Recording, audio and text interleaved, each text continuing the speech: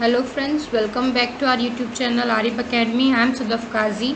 आज महा टीईटी का एक इम्पॉर्टेंट टॉपिक ईवीएस और साइंस के पॉइंट ऑफ व्यू से हम देखेंगे, जो कि है नेशनल पार्क्स। ओके, और साथ में नेशनल पार्क्स और वाइल्ड लाइफ सेंचुरीज़ में क्या डिफरेंस है वो भी देखेंगे। सारे इम्पॉर्टेंट रिलेटिव इन्फॉर्मेशन इससे रिलेटेड जो भी है वो सारे डिस्कस करेंगे। So before starting video, like and subscribe our channel Arif academy. So first we will see national parks. So there are 104 national parks in India. हम अभी जनरल इंडिया का देख रहे हैं कि पूरे इंडिया में 104 एग्जिस्टिंग नेशनल पार्क है और कितना एरिया कवर करते हैं, covering in area of 43,716 kilometre square. ये बहुत बड़ा एरिया है। और जियोग्राफिकल जो अगर हम देखें एरिया का कंट्री का, तो उसमें 1.33% हमारा नेशनल पार्क्स कवर करते हैं। तो इम्पॉर्टेंट इन्फॉर्मेशन है ये। अब ये टॉप 10 मोस्ट इम्पॉर्टेंट जो हमारे नेशनल पार्क हैं इंडिया के, वो है इनकी लिस्ट में नंबर 1 है हेमिस नेशनल पार्क, जो कि लार्जेस्ट नेशनल पार्क है। नंबर 2 है ये जम्मू एंड कश्मीर में है, तो इसका लोकेशन और नाम आपको याद होना चाहिए, ठीक है। तो Hemis national park Jammu and Kashmir में है। नंबर 2 है हमारा डेजर्ट नेशनल पार्क, जो कि राजस्थान में है। नंबर 3 है गंगोत्री नेशनल पार्क, जो उत्तराखंड में है। नंबर 4 है नामदफा नेशनल पार्क, जो है अरुणाचल प्रदेश में है। नंबर 5 है हमारा कांचनजंगा नेशनल पार्क, जो कि सिक्किम में है। ओके, 5 के 5 इम्पॉर्टेंट है। इनका लोकेशन आपको पता होना चाहिए और इनका नाम भी आपको मालूम होना चाहिए। नंबर 6 है हमारा गुरु घसीदास संजय नेशनल पार्क, जो छत्तीसगढ़ में है। नंबर 7 है गिर फॉरेस्ट नेशनल पार्क, जो कि गुजरात में है। नंबर 8 है सुंदरबन नेशनल पार्क, जो कि वेस्ट बंगाल में है। Jim Corbett national park number 9 है, उत्तराखंड में है। और नंबर 10 है इंद्रावती नेशनल पार्क, जो कि छत्तीसगढ़ में है। तो बहुत फेमस है ये इंडिया के 10 इम्पॉर्टेंट नेशनल पार्क, ठीक है। अभी हम देखते हैं कि नेशनल पार्क और वाइल्ड लाइफ सेंचुरीज में डिफरेंस क्या होता है। बहुत सारे लोग कंफ्यूज हो जाते हैं कि वाइल्ड लाइफ सेंचुरी और नेशनल पार्क सेम है। नहीं, National parks provide protection to the entire plants, animals and landscape of that region. जो particular region है वहाँ के plants को, animals को और landscape को वो protection देगा national park. Highly restricted random access to the people is not allowed. Restricted area होता है, यहाँ कोई भी लोग अलाउड नहीं रहते हैं, परमिशन लेके जाना पड़ता है। Instead of that wild life sanctuary का देखेंगे हम। Wild life sanctuaries refers to an area that provides protection and natural living condition to the wildlife, ठीक है। ये जो है ये इससे कंपेयर में बड़ा होता है और ये एरिया होता है जो प्रोटेक्शन देता है नेचुरल लिविंग कंडीशन को।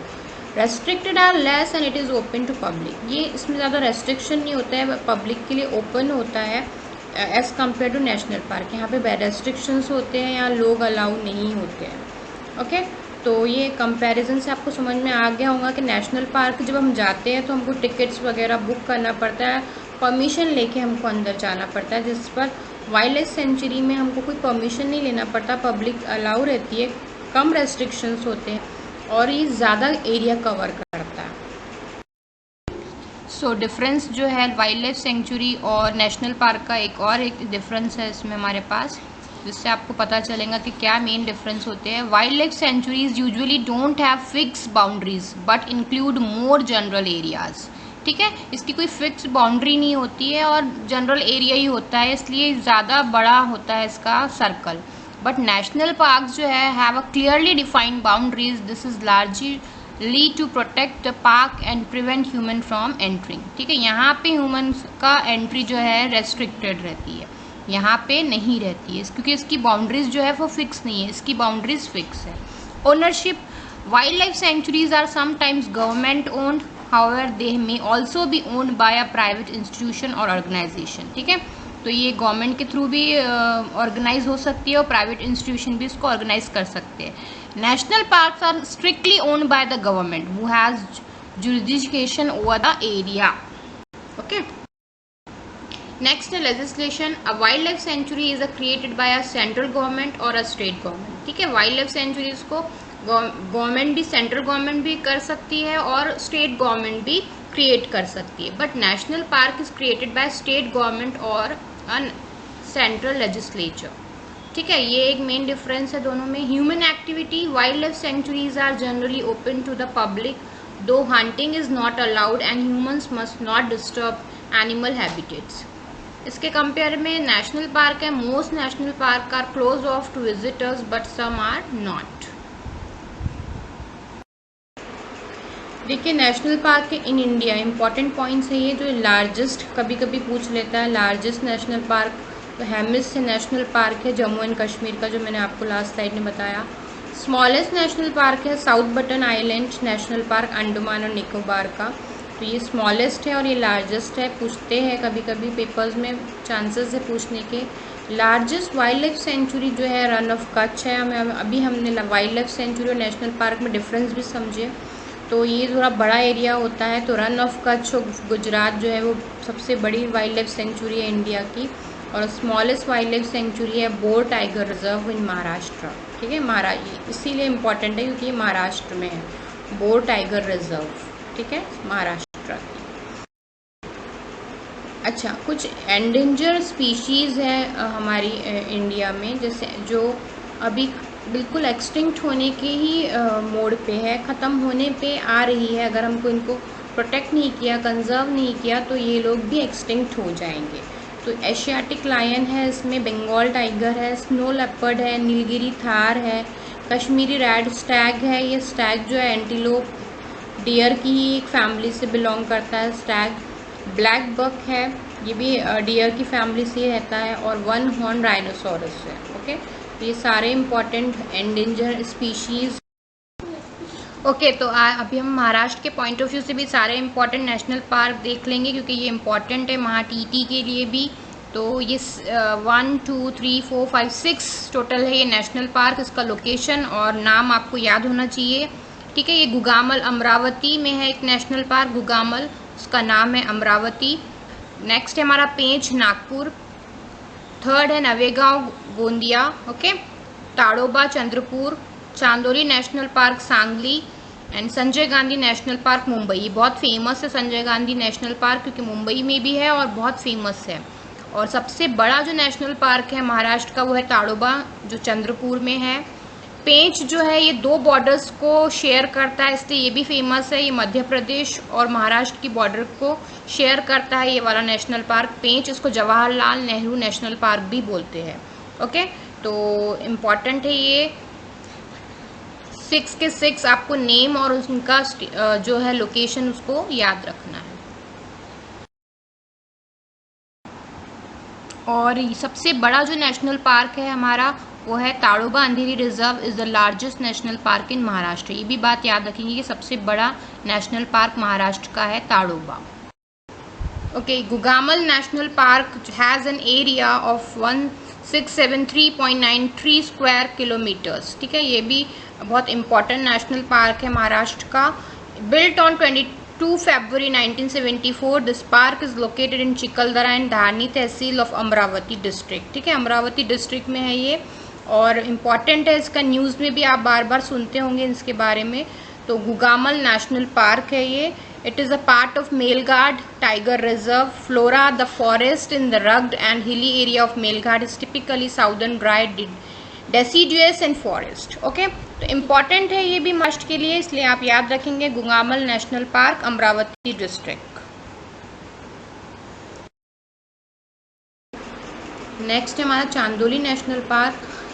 Is a national park spread over Satara, Kolhapur and Sangli district of Maharashtra state. ठीक है, तो आपको ये पता होना चाहिए कहाँ है इसका महाराष्ट्र में एग्जैक्ट लोकेशन, और ये है चांदोली नेशनल पार्क।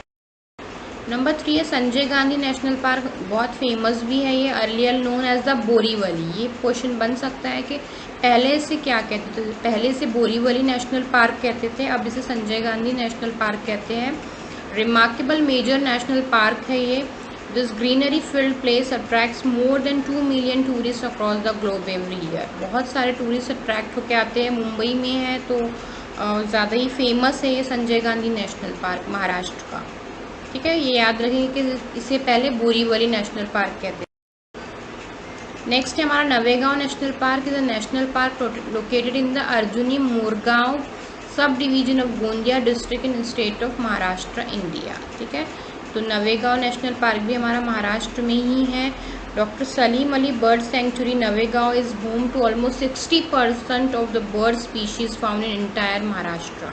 पूरे महाराष्ट्र की 60% जो बर्ड्स की स्पीशीज़ है वो यहाँ पाई जाती है। Every winter flocks of migratory birds visit the lake, और माइग्रेटरी बर्ड्स भी यहाँ पे आते हैं। ठीक है, कौन सी है ये national park? Navegaon national park है। ठीक है, और doctor Salim Ali bird century में जो है नवेगांव में, वहाँ पे भी 60% जो है मैक्सिमम बर्ड्स की टाइप्स वहाँ पे हमको मिल जाती है, तो इसलिए फेमस है ये। नेक्स्ट हमारा पेंच टाइगर रिजर्व और Pench national park is one of the premier tiger reserve of India and the first one to straddle across 2 states. ठीक है, 2 स्टेट्स के बीच में है ये, एक तो मध्य प्रदेश और एक महाराष्ट्र, इसीलिए इम्पॉर्टेंट है। क्वेश्चन पूछते हैं, बन सकते हैं कि कौन सा ऐसा नेशनल पार्क है जो 2 स्टेट्स की बॉर्डर को शेयर करता है, वो है पेंच। ठीक है, स्टेट बर्ड ऑफ महाराष्ट्र, ये बहुत से लोगों को मालूम ही नहीं है कि बर्ड कौन सा है हमारा महाराष्ट्र का स्टेट बर्ड, तो है the yellow footed green pigeon. ठीक है, और पॉपुलरली नोन एज अ हरियाल इन मराठी, हरियाल बोलते हैं इसको मराठी में, और ये हमारा स्टेट बर्ड है। नेशनल बर्ड तो आपको पता ही है पिकॉक है, बट स्टेट बर्ड महाराष्ट्र का ये है yellow footed green pigeon. Who is the state animal of Maharashtra? अब एनिमल भी हमको मालूम नहीं होता है। नेशनल एनिमल तो हमारा टाइगर है ही, बट स्टेट एनिमल महाराष्ट्र का है जायंट स्क्विरल। इम्पॉर्टेंट डेट और डे से रिलेटेड जो भी है वो है, नंबर 1 है international tiger day celebrated on 29 जुलाई। ये इस पे क्वेश्चंस बने हैं सीटेड में, टेट और टीचिंग एग्जाम्स में बहुत सारे इस पे क्वेश्चंस दिखे हैं, तो इम्पॉर्टेंट है। इंटरनेशनल टाइगर डे हम 29 जुलाई को सेलिब्रेट करते हैं, ये डेट इम्पॉर्टेंट है। ठीक है, वाइल्ड लाइफ प्रोटेक्शन एक्ट भी हमको पता होना चाहिए कब पास हुआ था। This is an act to provide protection for wildlife animals, birds and plants. ठीक है, तो सबके प्रोटेक्शन के लिए पास हुआ था ये वाइल्ड लाइफ प्रोटेक्शन एक्ट, और कब हुआ था? 1972 में। तो this year is very important, आपको पता होना चाहिए 1972 में वाइल्ड लाइफ प्रोटेक्शन एक्ट बना था। अच्छा, 1 अप्रैल 1973 प्रोजेक्ट टाइगर फॉर्म है ना, ये प्रोजेक्ट टाइगर पे भी क्वेश्चंस बने हैं।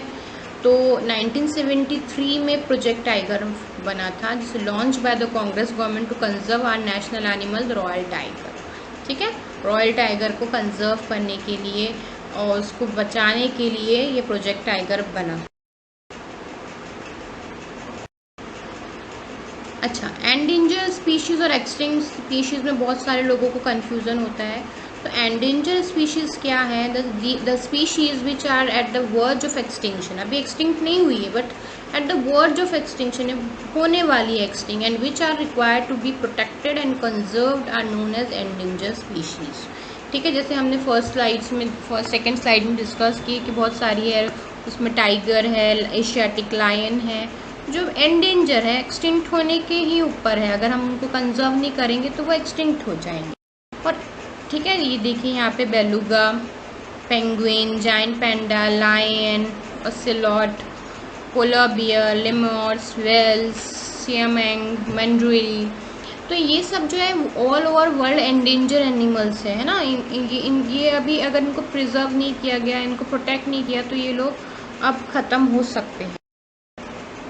और एक्सटिंक्ट स्पीशीज़ क्या होती है? Extinct means that the existence of a particular species is completely wiped out from the planet. सबसे अच्छा एग्जांपल इसका डायनासोर्स, जो बिल्कुल कम्प्लीटली ख़त्म हो चुके हैं ना, तो दैट आर एक्सटिंक्ट स्पीशीज़। और endanger on the other hand means that a species in nearing extinction, means जो अब होने वाली है, अगर नहीं उनको ध्यान दिया गया तो वो बिल्कुल एक्सटिंक्ट हो जाएंगे। तो ये डिफरेंस याद रखेंगे कि बहुत सारे लोग कंफ्यूज होते हैं एक्सटिंक्शन में और एंडेंजर में।